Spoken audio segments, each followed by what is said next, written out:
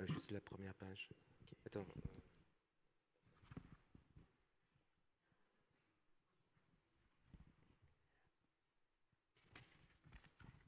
Je reviendrai sur le titre après. Je suis du peuple de Moana Nui à Hiva, qui depuis longtemps berce, nourrit, lie les îles Pacifiques. Mais je ne sais plus les vents, les étoiles, les courants qui ouvrent les routes d'une terre à l'autre, par-delà les horizons verts. Nous nous sommes ancrés en terre depuis des temps longs, très longs, des temps si longs que même les étoiles du ciel ne se rappellent pas nous avoir vu quitter une terre pour une autre. Des temps si longs que même la lune a perdu le sillage des hommes océans, enfants de Ruahatu. Des temps si longs que nos ancêtres ont tressé l'infini, natte de leur succession généalogique, que les cochons, les poulets, les chiens ont enfilé la litanie des portées, que les plantes ont enraciné les innombrables récoltes de notre survie. Nous avons démembré les voiles, dépecé les paillis, déserté les cieux dans des omissions, des distractions, des élisions. Me voici fils de navigateur, mais j'ai égaré l'encyclopédie mentale maritime de mes ancêtres et seule me porte ma planche dans la brèche d'un récif qui fait gronder les vagues, si fracassant après une houle sans limite, se heurtant soudain à cette barrière qui l'empêche de dévaster la terre de mon peuple dans d'impérieuses majestés. Et la mer pour demeure, Chantal Spitz. Un grand merci Simone.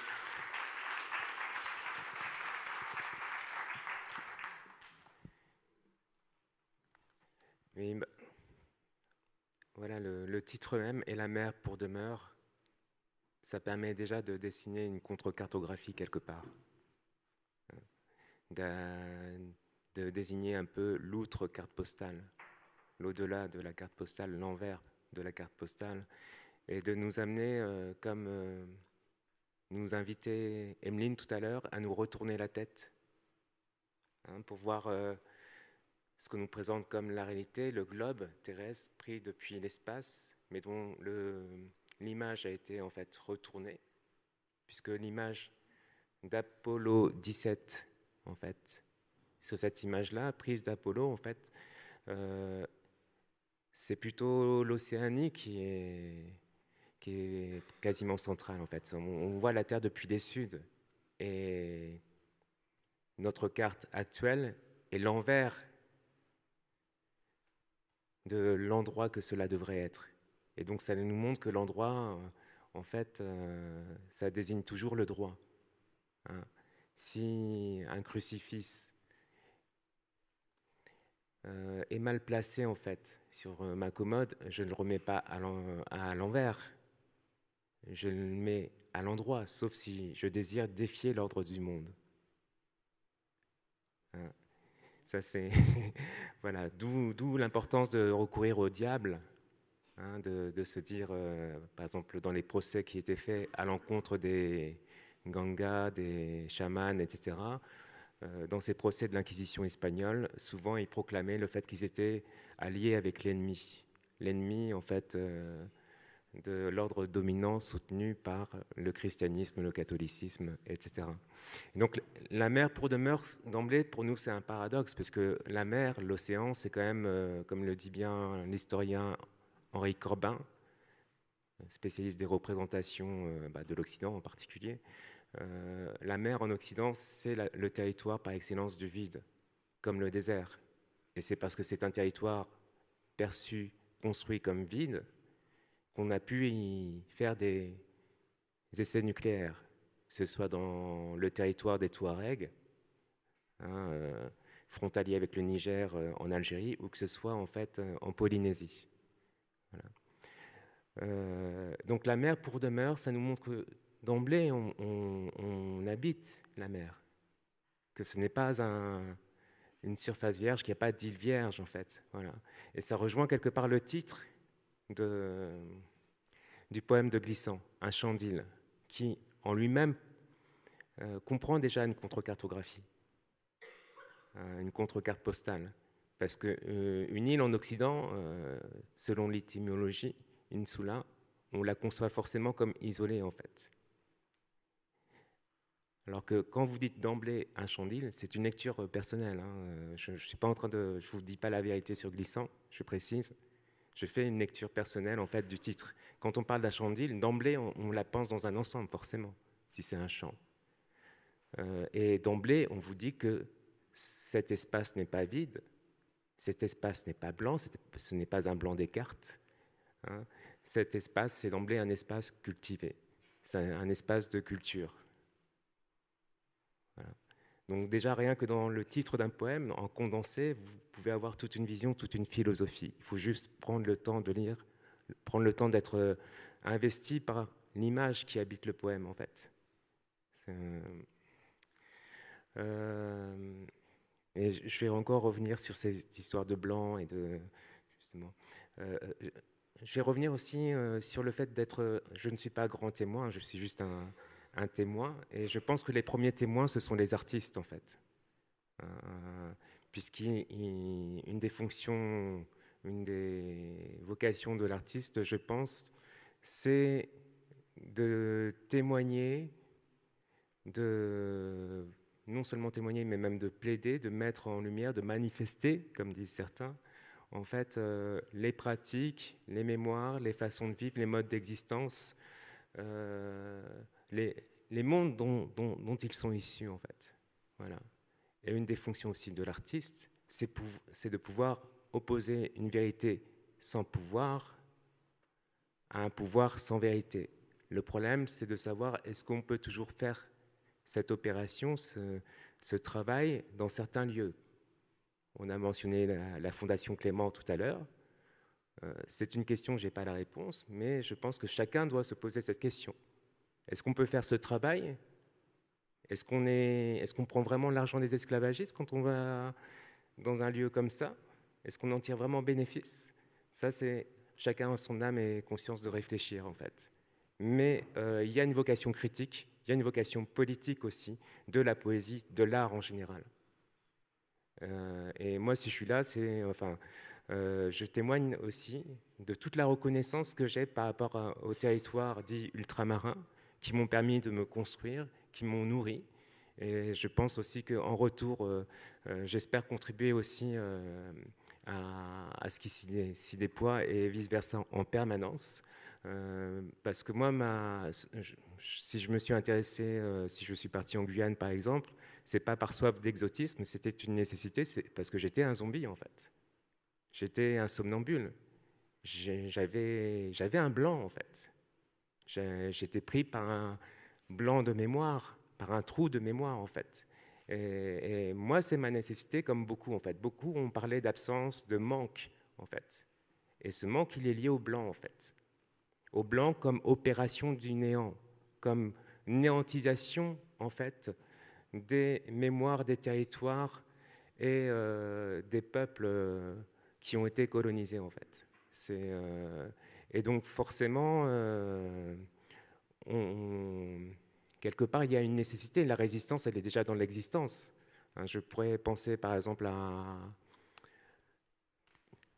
Hijikata Tatsumi, le fondateur, l'initiateur du Buto, qui définissait ainsi la danse des ténèbres. C'est quoi, en fait, le Buto ?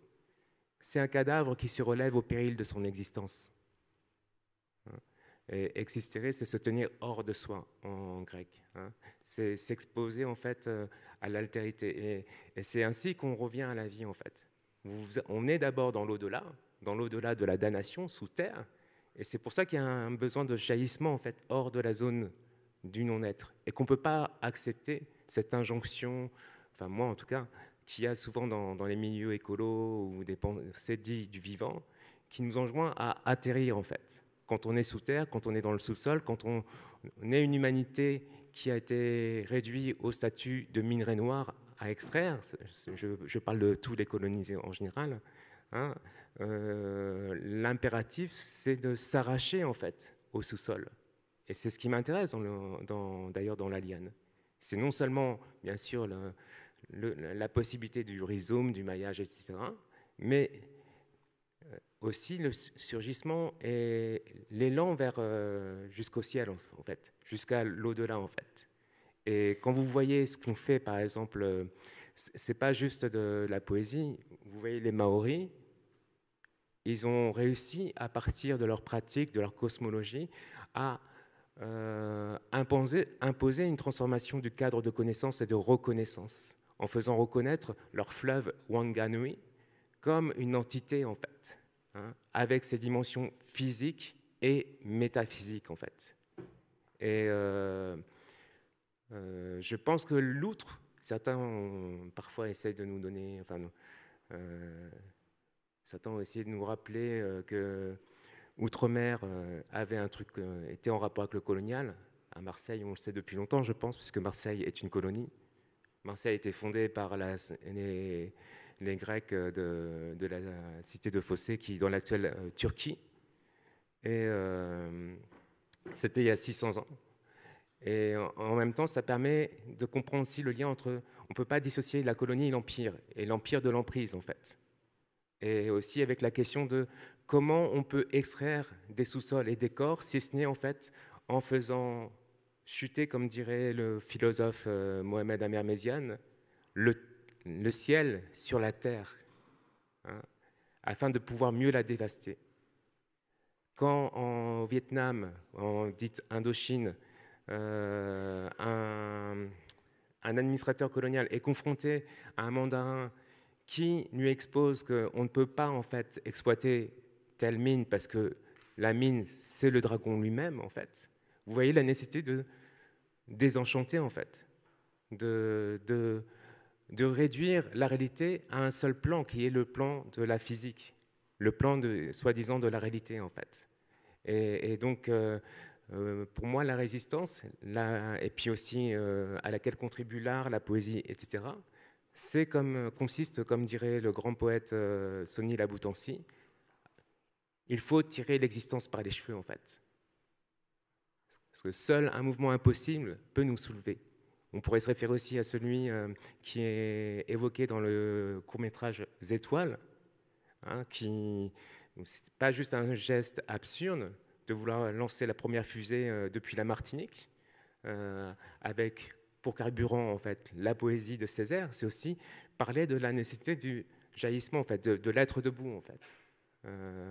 Et donc si on est là, c'est aussi, je pense, pour manifester en fait tout ce que les Outre-mer, les dits Outre-mer, tout ce que cet envers peut amener, en fait, peut comment dire, sortir en fait de cette pensée, par exemple continentale. Et donc c'était beau ce qu'a montré aussi tout à l'heure Virita Imana, cette peinture qui s'appelait le continent polynésien, parce que ça aussi c'est un oxymore. Continent, ça veut dire des terres qui sont continues. Or la Polynésie, c'est tout sauf du continu. C'est tout sauf de l'homogène. Et donc ce mouvement-là, c'est ça qui permet de créer un dehors par effraction, en fait. Et ces terres, en fait, une île, c'est une terre incontinente. C'est une terre qui n'a pas de continuité, c'est une terre qui fuit, en fait, une terre fugitive. Je m'égare.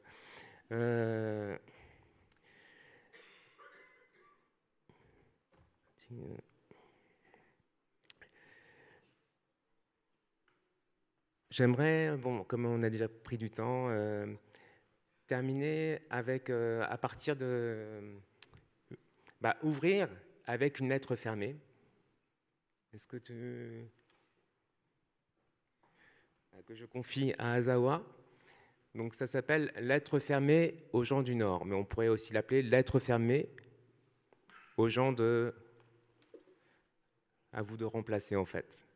Et donc ce texte, je vous rappelle juste le contexte, il a été écrit en 1992 pour faire écho, en fait, au navire de Christophe Colomb qu'on a vu tout à l'heure. Messieurs les gens du Nord, non. C'est bon. Votre développement nous coûte trop cher. Le temps est venu de changer ce développement. Vous n'avez plus d'oreilles pour l'entendre. Vous n'avez plus Dieu pour le voir. plus de rêve pour l'envisager. Mais notre devoir est de dire avec toute la force qui nous reste que de nous avoir piqué 5 siècles, ça suffit. Comme nous avons attendu la chute du mur de Berlin, nous attendons la chute du développement. La consommation n'a pas de quoi être Dieu. Elle est trop conne pour vivre 200 ans. Le bateau prend l'eau. Vous pouvez encore faire la sourde oreille devant le cataclysme écologique. Vous pouvez encore cacher la gangrène économique et dissimuler l'ampleur du désarroi social. La mort de la pensée vous guette. La fin du rêve frappe à votre porte, car votre développement est moralement insoutenable. Vos économies de gâchis sont injustifiables du simple point de vue de la raison. À triple plan moral, écologique et logique, le Nord a envisagé notre planète vers un suicide collectif. Nous sommes arrivés à ce moment crucial où nous devons apprendre à tout réinventer. Les concepts, les approches, les habitudes, les méthodes, les outils, les nations, les espaces, tout au jour d'aujourd'hui est à réinventer. C'est la seule possibilité qui nous reste de contourner le cosmocide de notre planète. La quantification de tout vous a rendu sourd et aveugle à la vie. Lettre fermée aux gens du Nord et compagnie SLT. Oui. Sonny Laboutancy. L'esclave, qui n'est pas capable d'assumer sa révolte, ne mérite pas que l'on s'apitoie sur son sort. Cet esclave répondra seul de son malheur. S'il se fait des illusions sur la condescendance suspecte d'un maître qui prétend la franchir, seule la lutte libère. Sankara.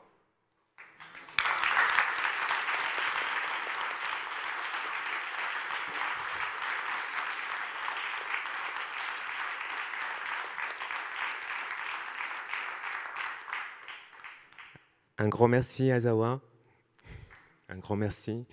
Je vais juste dire quelques mots autour de Sonny Laboutancy, qui est le premier en fait à avoir utilisé, à avoir créé ce néologisme cosmocide en fait, dans des poèmes qui datent de 1973, parce que ça le hantait. Donc c'est pour rappeler que en fait, il n'y a pas qu'en Europe, il n'y a pas que entre guillemets les Blancs qui ont pu être travaillés par cette question de fin du monde, de destruction du monde. Et quelque part, ceux qui ont fait les premiers l'épreuve du cosmocide, de la destruction de leur monde, que ce soit par la déportation, par la dépossession, le travail forcé, enfin, peu importe, bah, ce sont justement les colonisés. Et c'est l'occasion aussi, je pense que les Outre-mer, c'est...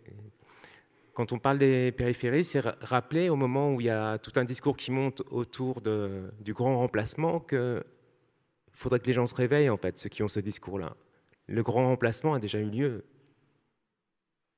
L'Europe s'est déversée pendant des siècles sans aucune retenue sur toute la surface du globe. Et les Outre-mer en sont la preuve. Ces grains de poussière, en fait, sur ces grains de poussière, on peut dire comme à l'époque de l'Empire, le soleil ne se couche jamais. Hein, de La Réunion, en passant par Wallis et Futuna, jusqu'à Saint-Pierre-Miquelon, en passant par la Guyane, le soleil ne se couche jamais sur cette grande sphère. Voilà. Mais ce que je retiens surtout de ce texte de Sonny Laboutancy, c'est pas la lamentation. Hein. Ça a été fait. C'est l'appel en fait à tout réinventer en fait, à puiser dans nos puissances, dans nos mémoires, pour déployer d'autres mondes en fait. Voilà. Et c'est en cela que pour moi, Sonny Laboutancy appelle à des cosmopoétiques, à des poésies qui mettent en œuvre, qui sèment les graines d'autres mondes possibles en fait. Voilà. Donc, et moi, je me suis reconnu dans ce que j'ai vu, dans les pratiques, dans un tas de choses que j'ai vues en fait dans les 10 territoires ultramarins. Je me termine.